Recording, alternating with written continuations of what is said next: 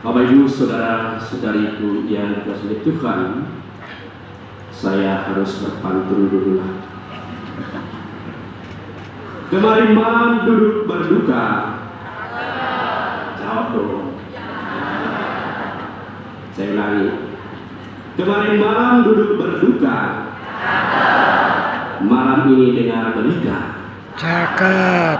Pagi-pagi kubur terbuka, Yesus bangkit bersuka cita. Cakep. Satu lagi. Ayah sibuk mencari nafkah sebagai bentuk tanda cinta. Mari kita rayakan Paskah, tinggalkan kebencian dan sebarkan cinta. Bapak Ibu saudara-saudari yang dikasihi Tuhan, hari ini kita mengalami transisi dari perayaan kemarin Jumat Agung saat Tuhan kita Yesus Kristus wafat di kayu salib. Kini Ia dimakamkan, dan malam ini kita semuanya berjaga untuk mengikuti perayaan malam Paskah atau yang sering disebut adalah Injil Paskah, yaitu dengan menyambut Tuhan kita Yesus Kristus yang telah bangkit. Kita tidak langsung merayakan kebangkitan itu, karena saat transisi dari kematian, dari makam itu untuk kebangkitan. Kita berada di transisi ini sekarang. Maka sebagaimana dikatakan di dalam penanggalan liturgi, sebelum perayaan Paskah tidak ada perayaan lain. Dengan berdoa, berpuasa, gereja sebenarnya berada di dalam atau di makam Tuhan Yesus. Kita bisa lihat bagaimana Bunda Maria dan juga perempuan-perempuan yang lain yang begitu mencintai Yesus, begitu merindukan Yesus, supaya mereka tetap mau bersama dengan Yesus sebenarnya. Para rasul dan juga murid-murid yang lain yang sedang mengalami kedukaan dalam hidup mereka, kebimbangan, bahkan kegelisahan meliputi hati mereka. Situasi muram itu sebenarnya tampak di dalam diri kedua murid yang berjalan ke Emmaus. Ketika Tuhan menampakkan dirinya kepada mereka, saat itulah mereka bersukacita dan hati mereka berkobar-kobar. Hari Sabtu Suci sebaiknya sebenarnya ini harus diisi dengan waktu doa dan hening. Kita mengupayakan Sabtu Suci dengan tidak terlalu sibuk dengan bermacam-macam kegiatan. Kita termasuk adalah hari itu. Meskipun sebenarnya secara tidak langsung perayaan ini menandakan emosional kita. Kita begitu antusias untuk datang merayakan iman kita, merayakan Paskah kebangkitan Tuhan kita Yesus Kristus. Karena begitu antusiasnya, ternyata tidak hanya para wanita, para perempuan yang pagi-pagi itu, kita juga mungkin ada yang sudah terlalu pagi datang. Perayaan mulai jam 5, kita sudah ada dalam gereja jam 2. Bapak Ibu bayangkan jam 2 lebih lama menunggu daripada perayaan.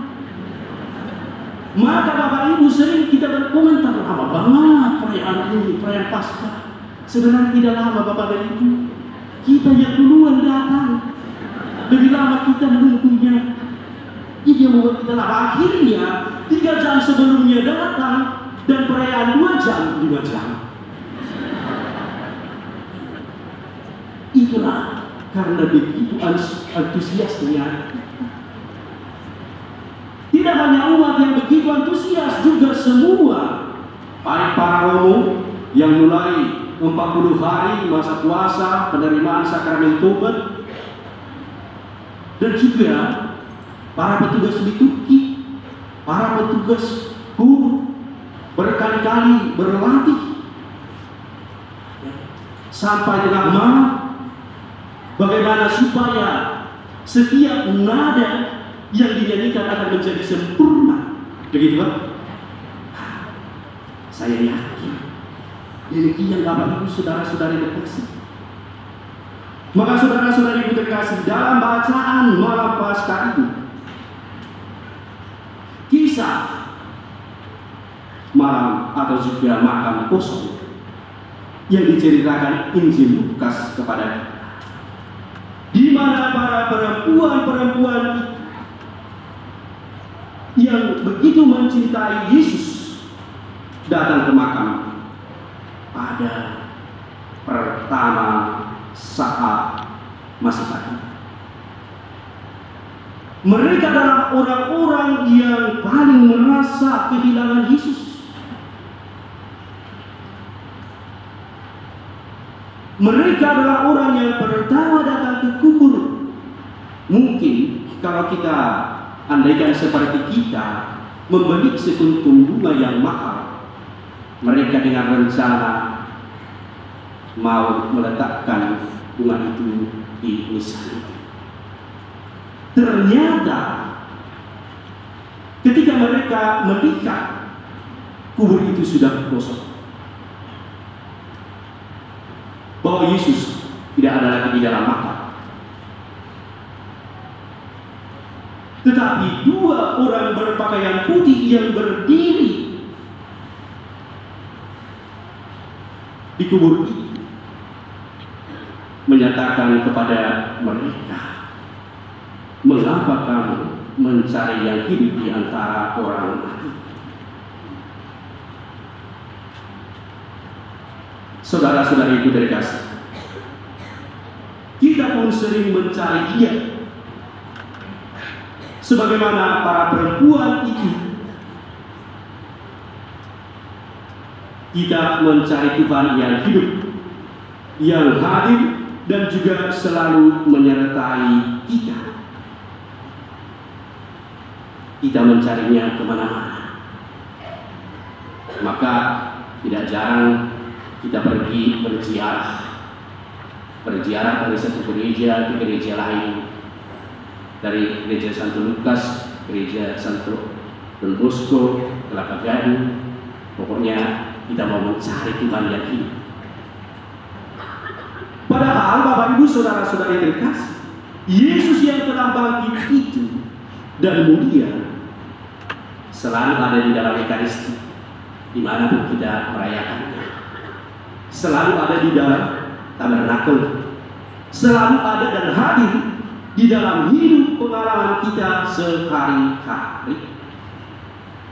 Jadi benar bahwa Dia yang menyertai kita, selalu hadir dalam hidup. Karena itu Bapak Ibu saudara-saudari yang terkasih, kalau hari ini kita merayakan misteri kebangkitan Tuhan kita malam Paskah, kita bersama-sama dengan penuh sukacita karena Tuhan yang telah bangkit itu, maka seluruh simbolisasi liturgi dalam Paskah ini memang sangat indah dan juga sangat kaya. Api lilin Paskah adalah melambangkan kebangkitan Kristus. Kebangkitannya juga mengalahkan kematian. Dengan penuh sukacita, akhirnya kita merayakan kemenangan yang jaya. Ia telah menaklukkan dosa dan kegelapan di dalam hidup kita. Peristiwa kebangkitan itu jelas sekali, sebagaimana yang kita dengarkan di dalam kesaksian para pengikut Kristus, sebagaimana tadi yang dibacakan, mulai dari bacaan yang pertama, kitab Keluaran, pembebasan umat zaman dahulu, dan juga di dalam Injil. Lantas Bapak Ibu saudara-saudari kita kasih bertanya, apa makna kebangkitan Kristus bagi hidup kita masing-masing? Kebangkitan Tuhan menjadi dasar yang kuat bagi kita untuk terus bersaksi di dalam kehidupan ini. Dia telah bangkit dan hidup dan ada di tengah-tengah kita. Maka kita juga harus bangkit dari kelemahan kita masing-masing. Kita harus bangkit dari keterpurukan kita, dari kemarahan kita, dari kebencian kita, dari iri, dengki, hawa nafsu, dan juga ketidakjujuran kita masing-masing. Ada begitu banyak dosa-dosa yang kita lakukan. Kita mau bersama Kristus yang telah mengalahkan dosa itu, mengalahkan kegelapan itu, mengalahkan keduniawan itu di dalam kehidupan kita.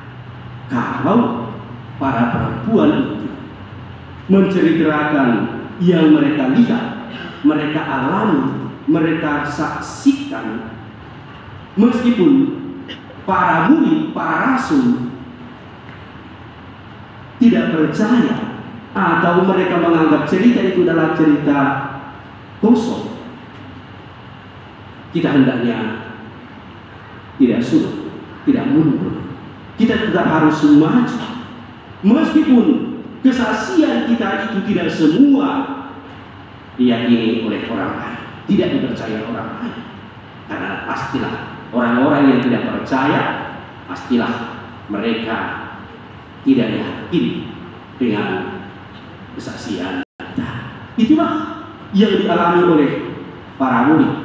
Sebagian mereka percaya dan akhirnya mereka berlari ke kubur dan juga melihat kubur itu, bahwa kubur itu telah kosong, bukti bahwa Yesus telah bangkit. Maka Bapak Ibu saudara-saudari kita kasih, mari kita semua memohon rahmat Tuhan di dalam masa Paskah dan kebangkitan Kristus ini, supaya Dia tetap mengasihi kita sebagai umatnya, dan juga kita pada akhirnya semakin peduli terhadap sesama kita dan siap untuk menjadi saksi Tuhan di dunia ini, karena Tuhan telah bangkit, Tuhan yang selalu menyertai seluruh perjalanan hidup kita ini dan sepanjang segala masa. Amin. Saya tutup lagi dengan panahku. Di halaman ada pohon mangga, ditanam oleh ibu dengan penuh cinta. Hari ini waktunya berkumpul dengan keluarga, sebab hari Paskah harus dirayakan dengan sukacita. Penutup. Pergi ke